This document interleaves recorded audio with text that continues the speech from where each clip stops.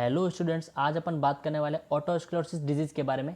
जो GNM second year के MSN second में जो ईयर पार्ट है, ईयर डिजीज़ का पार्ट है, उसके अंदर ये एक ऑटोस्क्लेरोसिस बीमारी होती है। तो ये काय की बीमारी होती है, किस तरह से होती है, तो सारा कुछ अपन इस वीडियो में पढ़ेंगे। तो खास कर पहले ऑटोस्क्लेरोसिस होता कैसे है, एनिमेशन के जरिए जान लेते हैं, और फिर बाद में एक सर्जरी होती है, तो उसके बारे में मैं आपको लास्ट में बताऊंगा। तो पहले अपन जान लेते हैं कि बीमारी ये मिडिल ईयर में होती कैसे है। पहले मैं आपको थोड़ी एनाटॉमी बता देता हूँ। जैसे कि आपको ईयर को 3 पार्ट में बांटा गया, आउटर, मिडल और इनर। तो ये बीमारी जो है ये मिडल पार्ट की, जहाँ पर स्टेपिस बोन, मेलियस इंकस और ऑसिकस जिनको बोलते हैं तीनों को, वो बोन पाई जाती है। तो ये खासकर स्टेपिस की बीमारी, स्टेपिस बोन से रिलेटेड बीमारी। तो होती कैसे, पहले अपन वो देख लेते हैं। तो जैसे कि आपको पता ही होगा, जो मिडिल ईयर होता है तो वहाँ पर ये बीमारी होती है। तो ये देखिए, अभी सबके सामने जो मिडिल ईयर का पार्ट आएगा, ये मिडिल ईयर का पार्ट है। ये जैसे आपको पता होगा, नॉर्मल जो कैसे साउंड वेव्स आगे पहुंची, ये ड्रम है, और बाकी ये 3 बोन होती है। तो ये जैसे इंपल्स वगैरह आती है तो वाइब्रेट करता है, और आपको स्टेपीज है वो आगे वाइब्रेट करके ओवल विंडो होता है जो कोक्लिया से रिलेटेड होता है, तो उसको इंपल्स पहुंचा के आगे ये ब्रेन तक पहुंचता है। तो एक्चुअली में होता क्या है, ये तीनों बोन मूवमेंट करती है।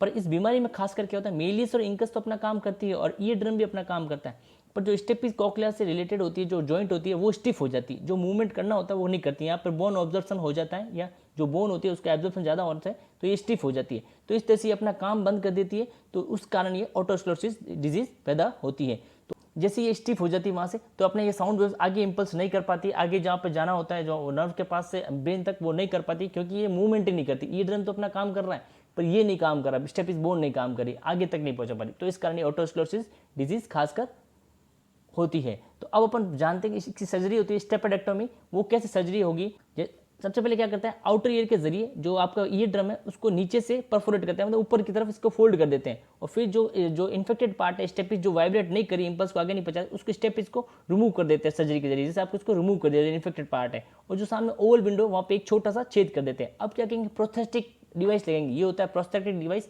जो प्लास्टिक या टाइटेनियम का बना होता है। ये इस तरह से यहाँ पे इम्प्लांट कर दिया जाता है, जो कि फिर नॉर्मली स्टेपिस के जरिए जैसा काम करता है, ये मेलियस इंकस अपना काम करती है, और साथ में ये जो प्रोस्थेटिक डिवाइस लगा है, ये स्टेपिस के जितना काम करता है, और पेशेंट को फिर वापस जैसे नॉर्मली सुनाई देना, ये सारी चीज़ें होती है।